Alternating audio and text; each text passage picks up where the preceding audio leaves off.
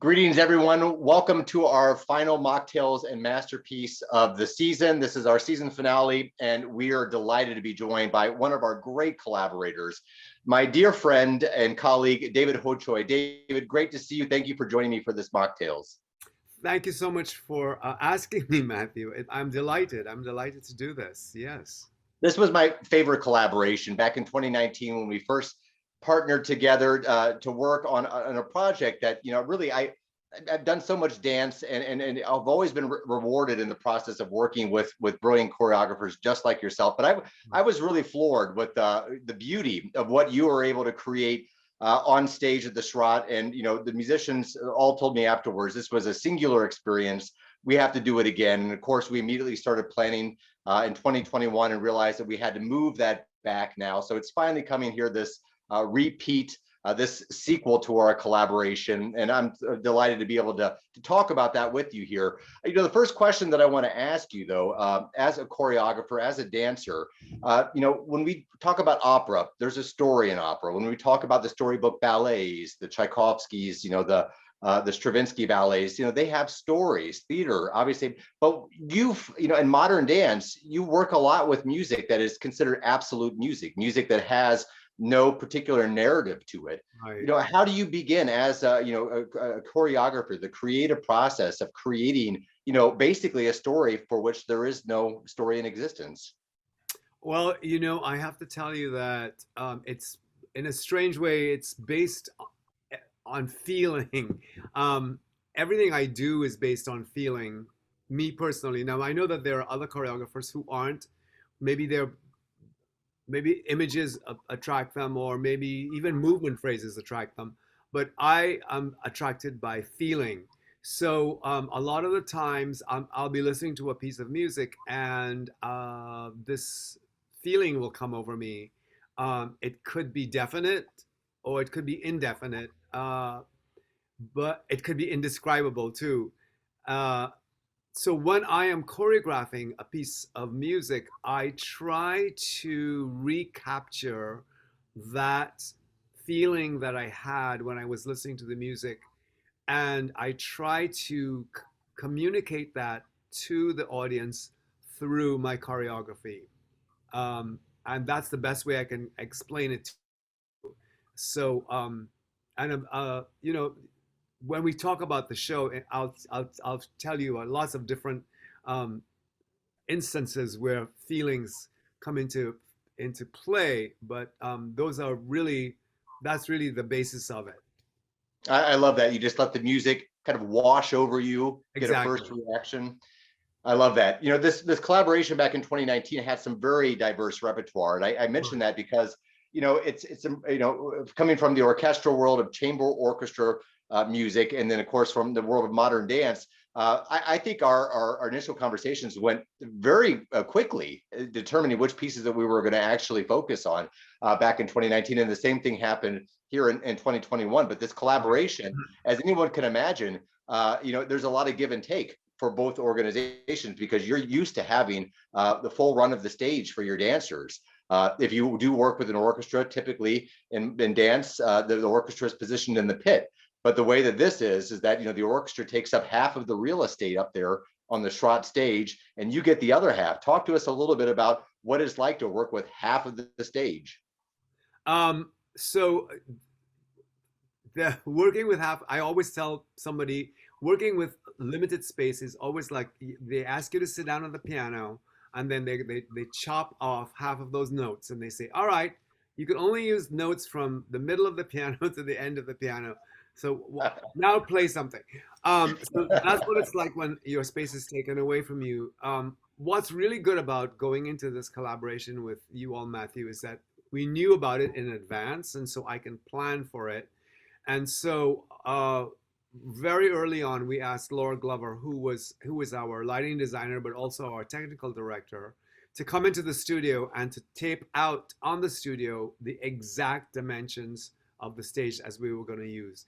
So all through the process of making the dances for specifically for the stage, we were very, very aware that this was going to be the number of spaces, the amount of space we were going to use. And in some cases, we had to make huge amounts of adjustments, especially you'll see there are 12 dancers in the company, and a lot of times all 12 dancers are on stage, all dancing together at the same time and running around and making patterns. And it takes a great deal of adjustment for them to do it.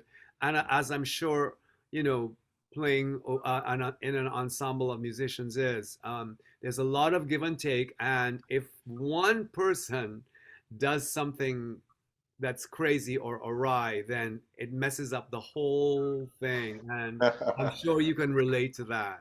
The whole domino process, though. But I have to admit that I think for us, it's quite normal in the sense that pits are almost always confining. You're running up against the wall on the left or the wall on the right, and the musicians are sandwiched in. So it's kind of the same floor map, except you're not confined, two stories down underneath the stage. So I know, but Matthew, I want to tell you that I love, love, love, love having the orchestra on stage with us, because I think um, the visual that we created last time in 2019 with the orchestra and the soloist and the dancers all on stage together at the same time, it was breathtaking and so beautiful, beautifully lit by Laura Glover, and just stunning.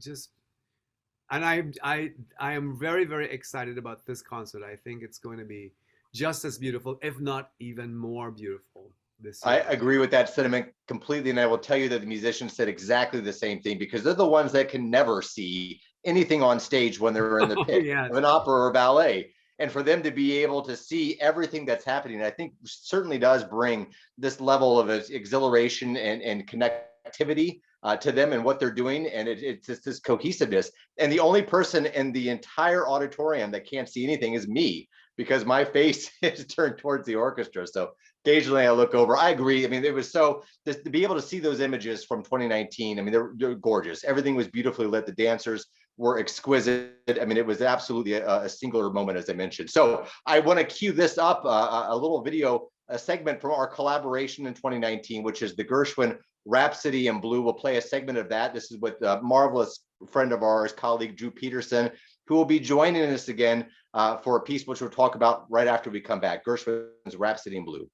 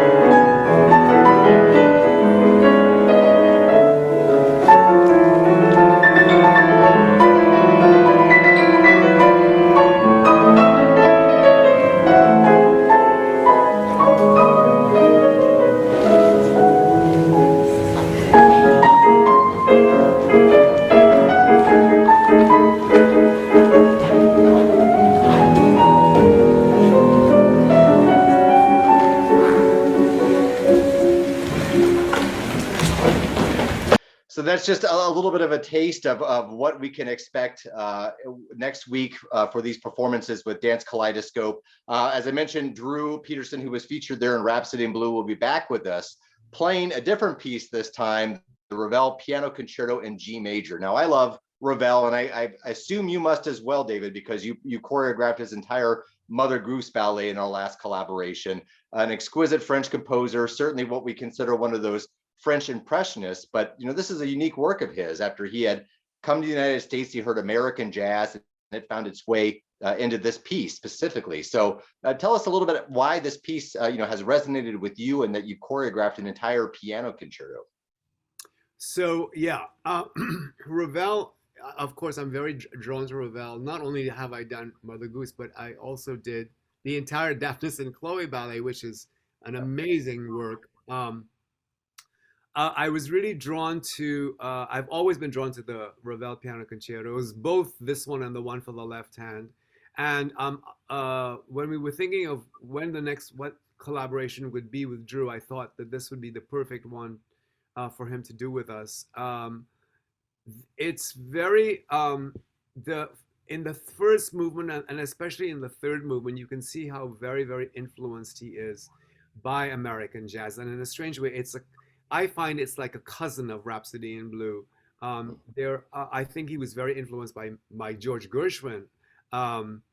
There are these chromatic progressions that sound very, very much like Gershwin, and the rhythmic uncountability of the third movement is very jazz-like, and it's very Gershwin-like. And then, of course, there's this incredibly beautiful and serene and gorgeous second movement that is probably the most sublime second movement of any piano concerto ever, except for one of the Mozarts. But it's just an incredibly what can I say, chameleon-like concerto, because each movement is very, very different from the next movement. Because when we like the progression from movement 2 to movement 3 is you're in a different country completely, So I've always been attracted to this piece of music, and I was very, very attracted to do it, as well as being very, very scared about doing it, because especially that second movement, I was terrified of it. It's a long adagio, and a 9-minute adagio, and it's really basically for two people on stage, and it's a long duet for two people, and I was terrified that I would not do a good job, but it turned out really, really beautiful. I love that, and I agree completely with you about the music from that second movement being absolutely exquisite. We have to talk about our friend and colleague here, Drew Peterson, who with the Gershwin.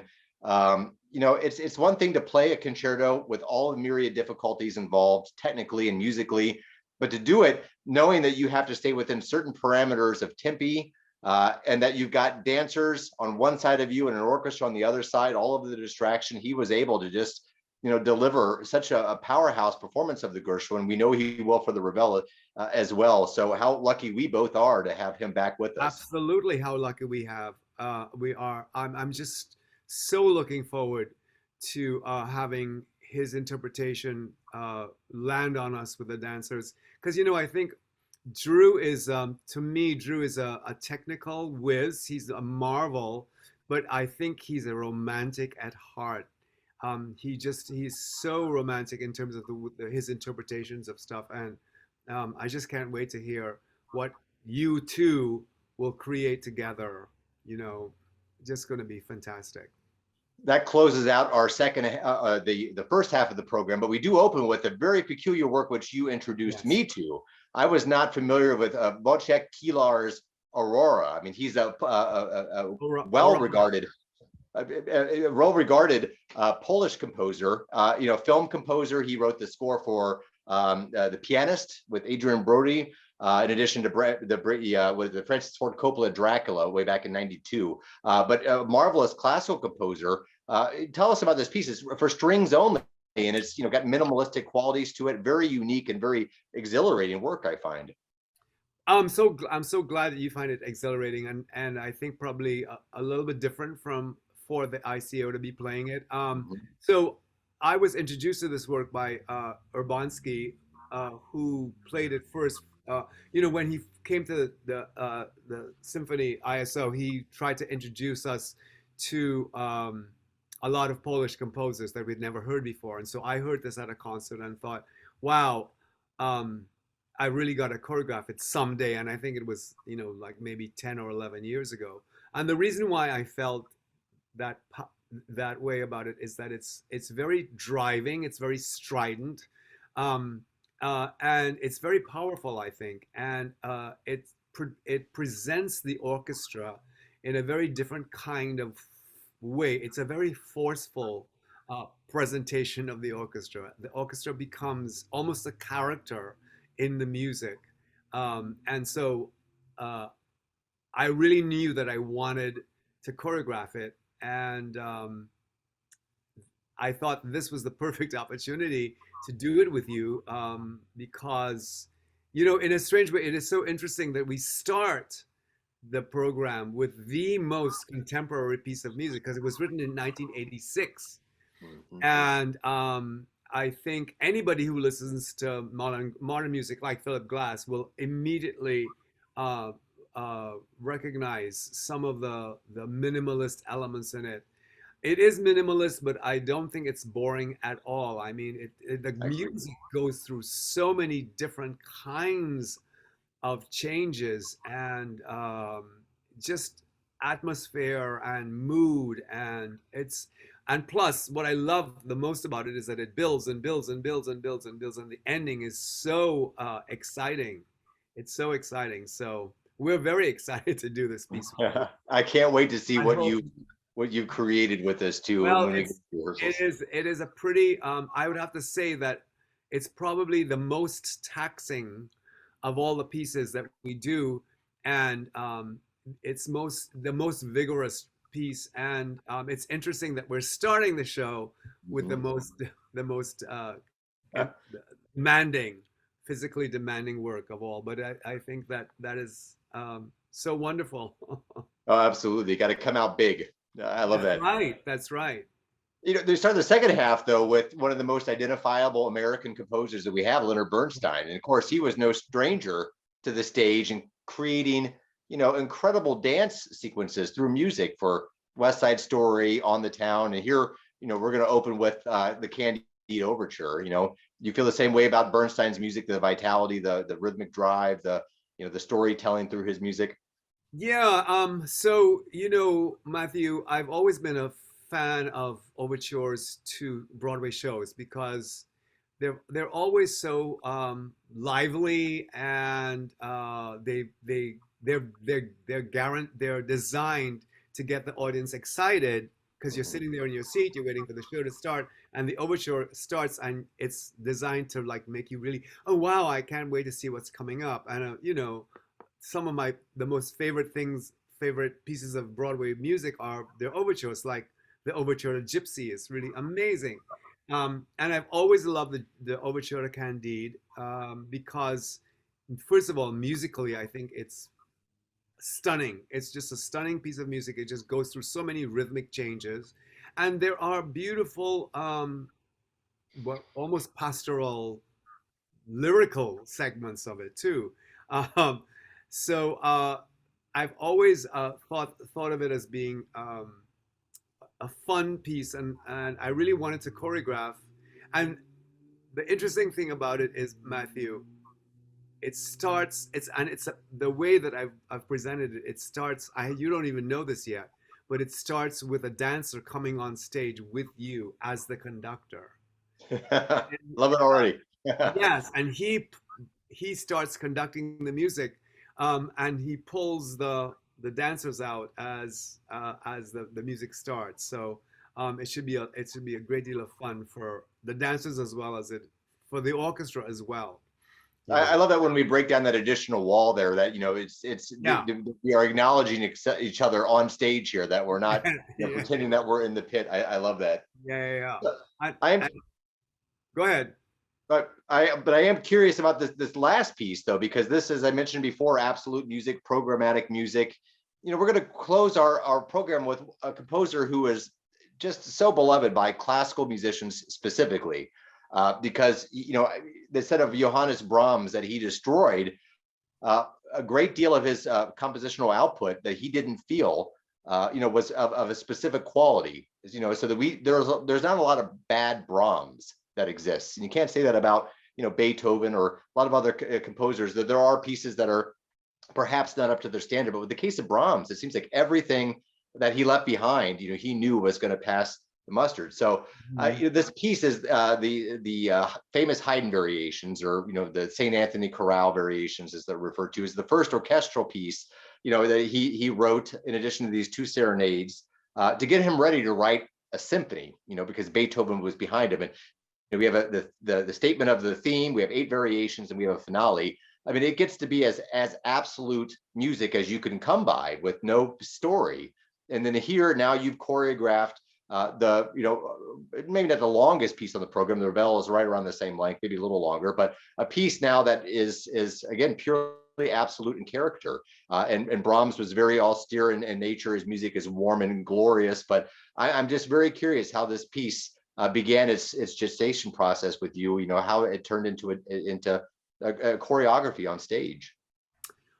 Well, so it was a puzzle. Brahms is always a puzzle to me, because he works and works and reworks and reworks and reworks his motifs. You know what I'm talking about. You know what I'm talking about. Yeah. And so it's sometimes as a choreographer, you get very puzzled by how do I untangle this puzzle, because it has so many complex reworkings of the theme. I think what helped me a lot was the fact that the theme itself is pretty simple, and then Brahms, of course, elaborates and elaborates and elaborates on it. So my idea of it was, he's doing a theme from Handel, and of course Handel was writing in the time when there was a big deal of stuff happening at court, and the courtly manners of the time were very, very important. You had to know how to bow, you had to know how to curtsy, you had to know how to walk and how to stand, so that you'd look acceptable to the king and the queen. And so I had this idea, okay, what would happen if, we assemble a whole court of people, a queen and her courtiers, but there's something a little bit not right about this court. And so it turned into a kind of a funny piece. It's what's really lovely about it is that it's fun. It's funny in a very subtle way. It makes you smile, and it's this group of people who are in a court, and they are not quite they're not quite up to they like to break away from the court manners once in a while. So we go through lots of different little episodes um, uh, in the court, and I would have to say that the if you wanted to subtitle the piece, it would be "A Day in the Life of the Court," but not quite. Your dancers aren't out there with these enormous powdered wigs, I hope. I mean, how do you Well, move? so what's really interesting is that the costumes are deconstructions of period costumes. So the like the ladies are wearing these broken down panniers, and the panniers were these things that Marie Antoinette and people of her time wore.